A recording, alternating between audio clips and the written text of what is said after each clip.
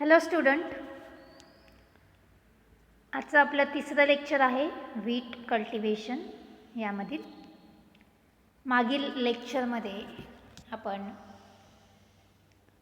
Ecology यामध्ये climate, soil, preparatory tillage यामध्ये tillage for rainfed wheat crop, tillage for irrigated wheat crop, त्यानंतर selection of wheat seed for sowing, seed treatment यामध्ये एकूण 3 treatments आपण पाहिलेल्या आहेत.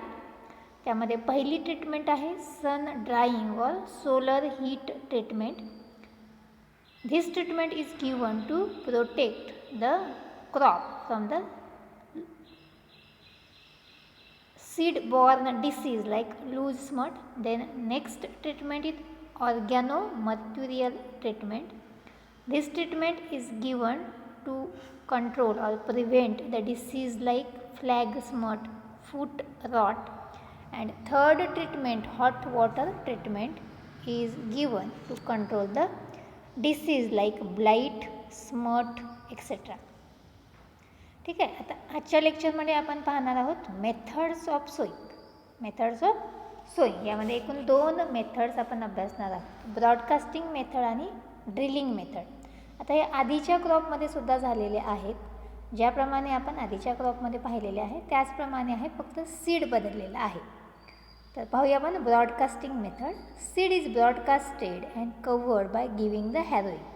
सीड आपण ब्रॉडकास्ट करायचे आणि हॅरोइंगनी कव्हर करायचं त्या सीडला.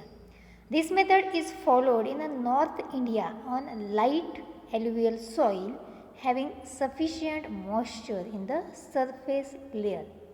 ही जी पद्धत आहे, ही पद्धत ब्रॉडकास्टिंग मेथड ही उत्तर भारतातील ती जी राज्य आहे त्या राज्यामध्ये ही फॉलो केली जाते. ॲल्युवियल सॉईलमध्ये या पद्धतीने सोईंग केलं जाते आणि त्यामध्ये सफिशियंट मॉइश्चर, पुरेसा ओलावा त्या लेअरमध्ये असतो.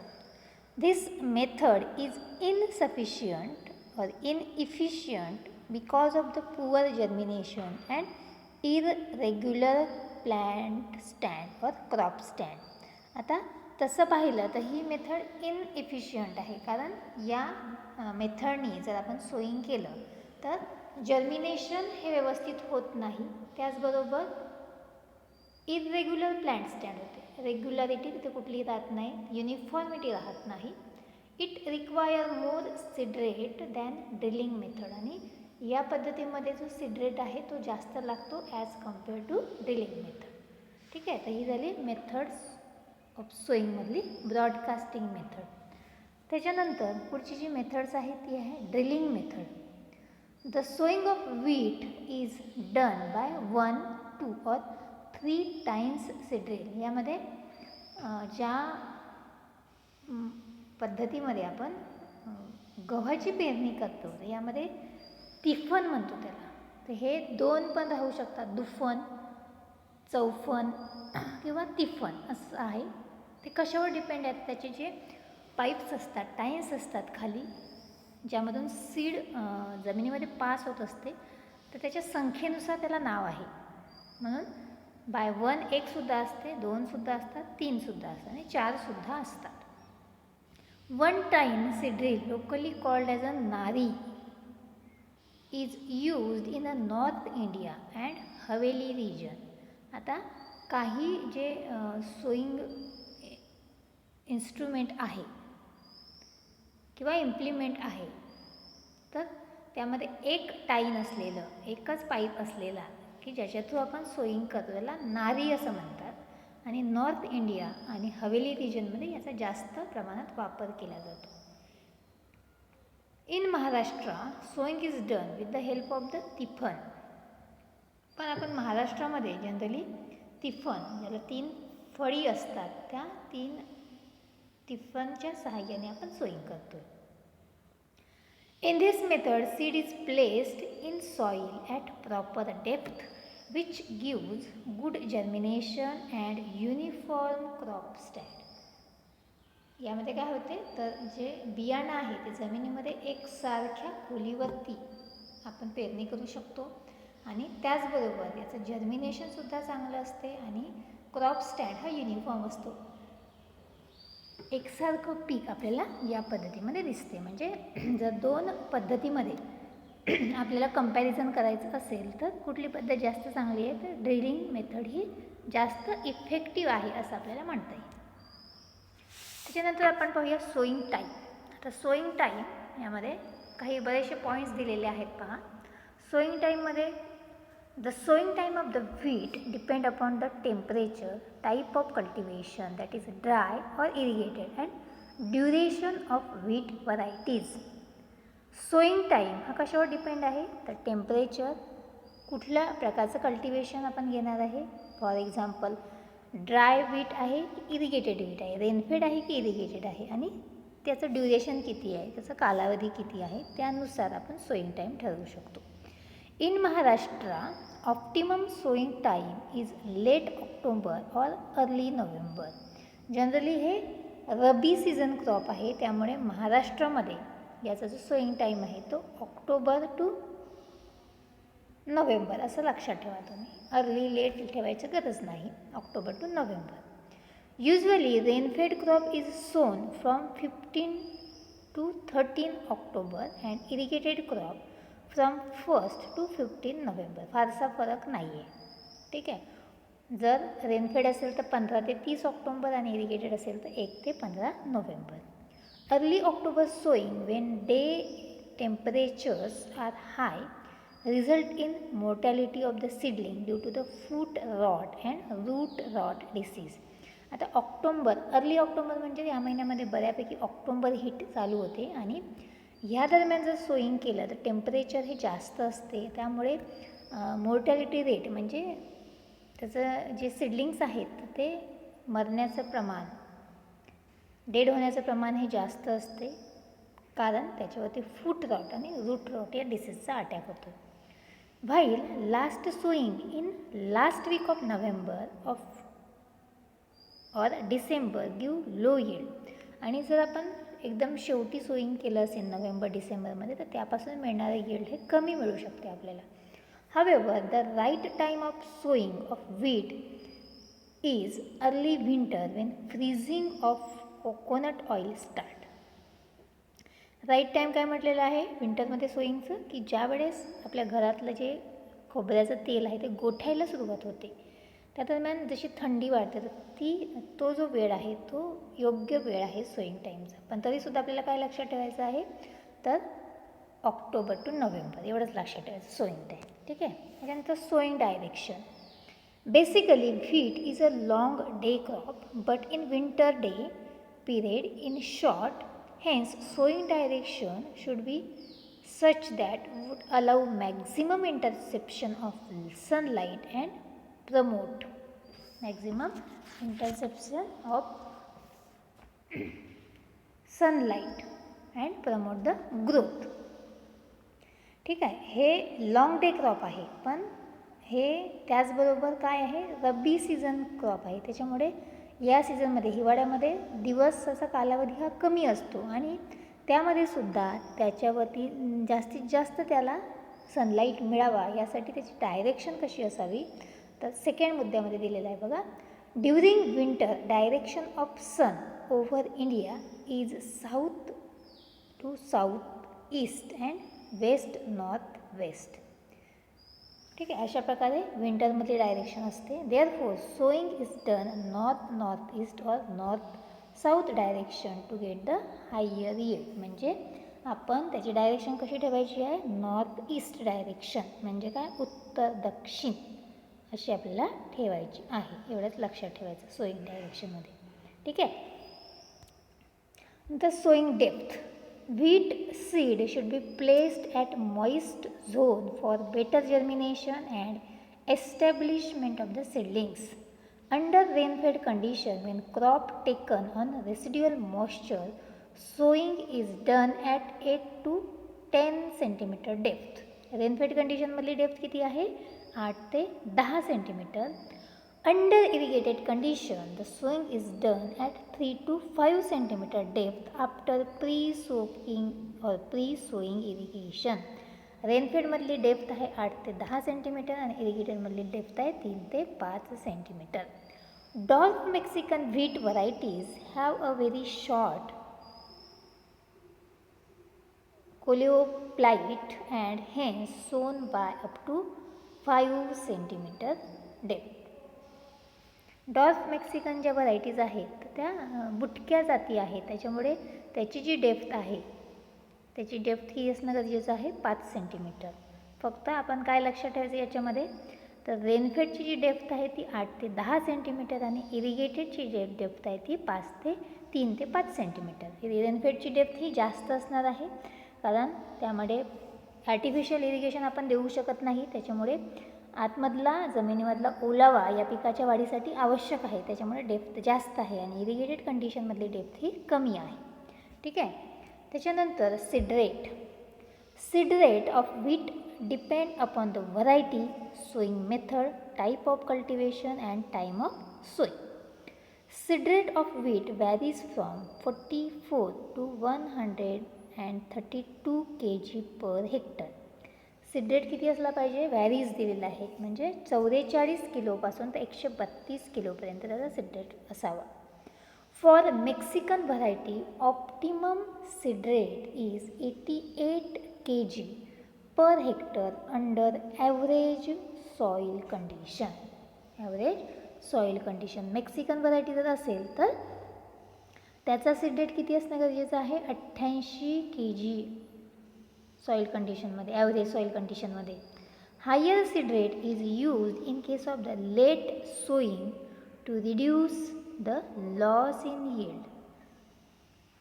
ज्या वेळेस आपण लेट सोईंग करतो, उशिरा पेरणी करतो, त्यावेळेस सीड रेट हा आपल्याला जास्त ठेवावा लागतो, कारण जर सीड रेट कमी ठेवला तर त्यापासून मिळणारं उत्पादन आपल्याला कमी येईल आणि तेच रिड्यूस करण्यासाठी, लॉस रिड्यूस करण्यासाठी आपण सीड रेट लेट व्हरायटीमध्ये किंवा लेट सोईंगमध्ये हायर ठेवायचं आहे.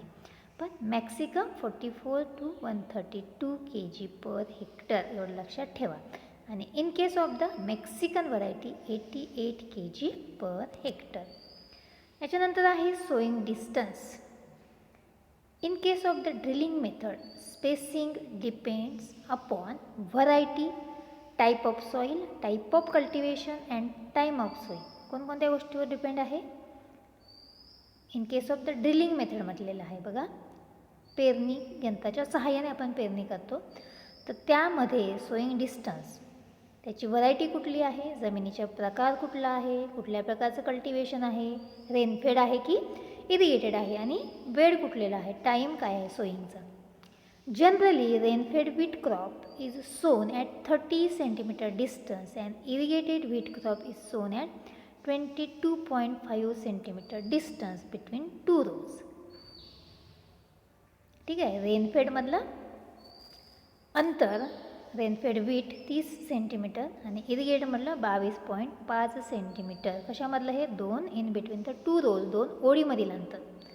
The variety having less tillering habit should be sown at closer distance than profusely tillering habit. ज्या व्हीटच्या व्हरायटी आहे की ज्या कमी फुटवे फुटतात तर त्याची सोईंग आपण डिस्टन्स जे आहे ते क्लोजर जवळ ठेवायचं आहे आणि ज्यामध्ये प्रोफ्यूज टिलरिंग हॅबिट आहे किंवा ज्या व्हरायटीमध्ये फुटवे जास्त फुटतात त्यातला डिस्टन्स जास्त ठेवायचा आहे. Similarly in delay sowing spacing should be brought closer than timely sowing. पण ज्यावेळेस आपण उशिरा सोईंग करतो, तर उशिरा सोईंग ज्यावेळेस करतो तर त्यावेळेस आपल्याला स्पेसिंग ही थोडीशी जवळ ठेवणं गरजेचं आहे as compared to timely sowing. It means spacing of wheat is 22.5 to 30 centimetre. 30 centimetre in between the rows. ठीक आहे. याच्यानंतर आपण पाहूया intercultural operation. Usually no interculture is given to the rainfed wheat crop. ह्यासाठी वेगळं इंटरकल्चर गरजेचं नाही. But in case of the irrigated crop, one hoeing is done when the crop is about 15 to 80 days old to remove the weeds and prolong the first irrigation. काय म्हटलेलं आहे की irrigated क्रॉपमध्ये irrigated व्हीटमध्ये आपल्याला एक होईंग करायचं आहे. Wien the crop is about 15 to 18 days old, 15 ते 18 दिवसाचं असेल त्यावेळेस वीट रिमूव्ह करायचे आहेत आणि त्याच्यानंतर आपल्याला इरिगेशन द्यायचं आहे. In addition to this 1 to 2 hand weedings are also given for aerating the soil and light earthing up. याचबरोबर आपल्याला 2 खुरपण्या करायच्या आहेत विडिंगसोबत आणि जमिनीमध्ये भुसभुशीतपणा राहण्यासाठी आपल्याला हलकंसं लाईट अर्थिंग अप ऑपरेशन करणं गरजेचं आहे. ठीक आहे. आता याच्यानंतर पुढचा जो मुद्दा आहे तो आहे manures and fertiliser. FYM or compost at the rate of 25 to 30 cartload per hectare is added at the time of land preparation before last harrowing. म्हटलेलं आहे FYM or compost at the rate of 25 to 30 cartload बैलगाड्या भरून आपल्याला FYM किंवा compost एका हेक्टरला कधी द्यायचं आहे. लँड प्रिपरेशन ज्यावेळेस आपण करतो, जमिनीची मशागत करतो, तिथे शेवटची जी हॅरोईंग आहे त्याच्या दरम्यान आपण देणार आहे किंवा before last harrowing. Fertiliser dose of rainfed crop is 50 kg nitrogen, 25 kg phosphorus and 25 kg potash. ठीक आहे. 50 kg nitrogen, 25 kg phosphorus and 25 kg potash. 50, 25, 25. All NPK dose is applied at the time of sowing in case of the rain-fed crop. Fertilizer dose for irrigated crop is 100 kg nitrogen, 50 kg phosphorus and 50 kg potash. आता 2 dose दिलेले आहे बघा. Rainfed क्रॉपसाठी 50, 25, 25 आणि इरिगेटेडसाठी 100, 50, 50, 50, 25, 25 in case of the rainfed and 100, 50, 50 in case of irrigated असं लक्षात ठेवा.